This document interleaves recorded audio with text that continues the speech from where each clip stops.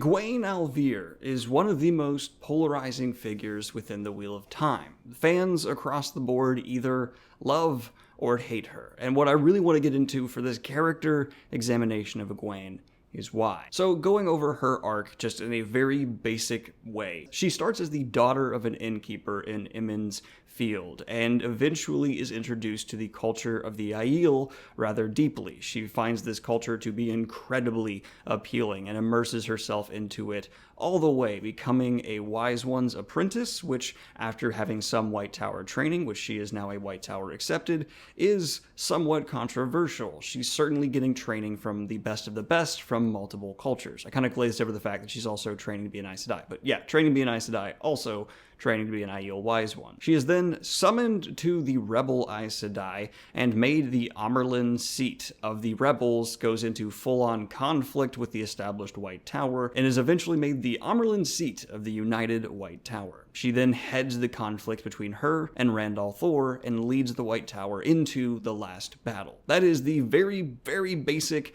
utmost rundown of what she goes through, and it is a lot, arguably the second most intense adventure next to Rand's. Going from farm girl to second most powerful person within the Westlands. Second only to Rand, obviously. I really enjoyed this arc. It was incredible to watch in a lot of ways, but I've made it clear I have my problems with it, and I've had my opinions on Egwene change drastically multiple times, mostly from talking to you guys and in my most recent reread. And that brings me to another point. Every time I've read The Wheel of Time, I've walked away with a kind of different opinion of Egwene. The first time I thought she was neat, the second time I started to dislike her, third and fourth, kind of got more into the dislike, and then just kind of more examinations. I think I've read the series in total 8 times now. I'm kind of now sitting with her being a middle character for me. One I like, I certainly respect the amount of incredible nuance that goes into crafting her, but I'm still not 100% on. So let's go ahead and dive into what people do not like about her. And I'm going to finish this video with talking about the positives, and then we'll go into the arguments back and forth a little bit. So the first and most common complaint is you have with her romance in Gawain. I'm going to spend the least amount of time talking about this because I find it to be the least substantial thing about her character. It's presented at the beginning as a very gushy teenage romance, which really clashes with the rest of Egwene's arc. She is a very mature person who's dealing with higher stakes stuff than most other people in the Wheel of Time, so having this, what feels like high school romance blossoming, irks some people, and I fall into that camp largely. It's not one of my favorite Wheel of Time romances for other reasons as well as just the overall gushy, just lustiness of it. It doesn't feel as natural and as mature as a lot of the other Wheel of Time relationships. The second complaint you will see quite often is the incredible power jump. Power not in how she wields the one power, but power in terms of going from this stubborn innkeeper's daughter to Amyrlin's seat in a couple of years, and people not feeling like she really earned it. Outside of some extreme stringent training, I don't really see where she earned the mantle of Amyrlin's seat. This piled on top of the fact that I do not buy into the idea that the rebels would do this. To me, it feels incredibly out of place to have this rebel group of Aes Sedai turn around and make Egwene their Amyrlin seat. There's the claim that she is an accepted who has a lot of respect, she's very powerful, and the rebel Aes Sedai wanted someone they could manipulate. That's why they chose Egwene. And I agree that the rebel Aes Sedai would want someone they can manipulate, but Egwene wasn't someone they were super close with. They had talked with her in the dream world a good bit, but you have to remember a large portion of Egwene's training was off with the Aiel or directly under Moraine's tutelage. She spent very little time in the White Tower by comparison of most other students. She was also a prisoner for a large chunk of the story, not really developing a lot of bonds with people within the White Tower and letting them get to a place where they know they can respect her enough to make her the Amyrlin seat. This is one of the few points that I really agree with the dissenters of Egwene, but there is the pushback, and I'm going to acknowledge that argument as well because I do think it is valid. The argument that it's her education that makes her a valid Amyrlin seat. She did work with the Aiel, she did work with the White Tower, and she was a prisoner of the Shanshan. All horrific, drastic experiences that really put her on another level, and Aes Sedai could probably see that and respect it. But if they were going for a puppet, I don't think they would want someone who's been through all of that, who would obviously push back fairly hard. People also push back against the lack of experience claim I made earlier by saying, look, she certainly did earn her stripes when she was a prisoner with the Seanchan.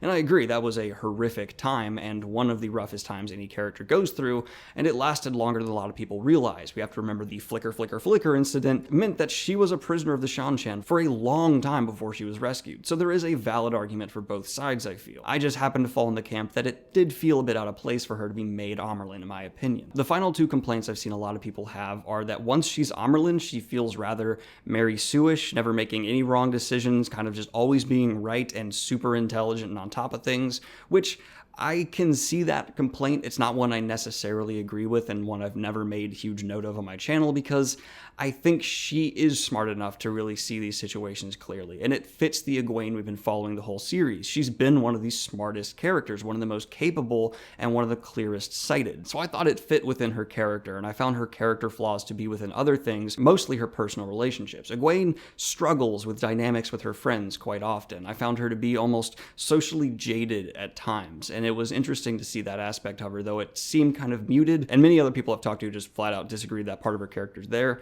so maybe I'm in the minority here and I'm wrong. And then there's the final complaint, very often vocalized, and that is her final conflict with Rand. And this is one that I agree with largely. I found it to be very out of character and very out of place for these two lifelong friends who have only been apart for about a year to have zero communication, just butt heads immensely and be at each other's throats, when I felt like it would have been much more in character for them to actually sit down, talk it out, figure out what the other one's thinking. But nope, it just came down to threats right away and not any communication. And I put this on Rand equally. This is a Rand and Egwene problem. Some say it's a manufactured bit by Brandon Sanderson, but I doubt he would have made this bold a choice unless it was somewhat in Robert Jordan's notes, but it felt kind of bumbled to me. I'm not the biggest fan of it. I've seen the arguments justifying it, and they're okay. You're pulling a lot of stuff in from the pattern, from the White Tower, all of that's interesting, but I don't know, I'm just not the largest fan of this final conflict between the two. But now, let's get into the best aspects of Egwene's character, and boy, there are quite a few. Egwene is fascinating to follow throughout the series. Her chapters are always engaging because she is mired in politics and conflict every step of the way. I've never really been bored reading her character, just annoyed at times, and that's because she gets some seriously thrilling plotline that I cannot wait to see brought to life in the TV show. On top of that, Egwene's friendships are heavily nuanced, and I really like diving into them. The power dynamic with her and Nynaeve is fascinating. It lasts all the way up until Egwene becomes the Amyrlin, and wow, is it accurate and realistic with how a lot of real-world relationships can evolve. My personal two favorite aspects of Egwene's character are her origin. I love how she starts as this strong female character in the Two Rivers who is actively taking steps to progress the plot. Her friendship with Perrin is one of my favorite parts of The Eye of the World. It lent these two characters a huge amount of development in a book that could have otherwise forgotten them. Matt suffered from this a little bit. His character is not as developed until later in the series because he didn't have this friendship that Perrin and Egwene did, which made both of them more fleshed out and likable characters right away. As I touched on before, I also really love Egwene's intelligence. It's not to the point where I find it to be unrealistic. She's just a good judge of character and someone who's able to read situations very well, a characteristic I feel like she did inherit from Nynaeve's tutelage. And then finally, the most badass aspect of Egwene's character is hands down her death. She went out like a stone cold gangster, and there's no denying that. I really enjoyed that scene, and while I felt the death of Gawain more in his brother, and I didn't feel like Egwene's mourning of him was great. I think every aspect of that relationship wasn't great.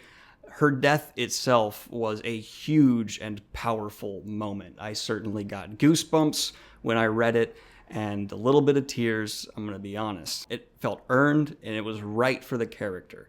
100% one of the most badass and touching deaths of the entire series. But that's my character examination of Egwene. It's a little bit different than the rest because she's very polarizing among the fan base, and I really want to know what you guys think of her. Do you love her or hate her? Why or why not? I'd love to see in the comment section down below. Also, suggest which character from any fantasy series I've read I should examine next. I might do some Stephen King character examinations soon, depending on if you guys are interested in that or not. Let me again know in the comment section down below. Like and subscribe if you have not already. Hit the Patreon if you want to support what I do here.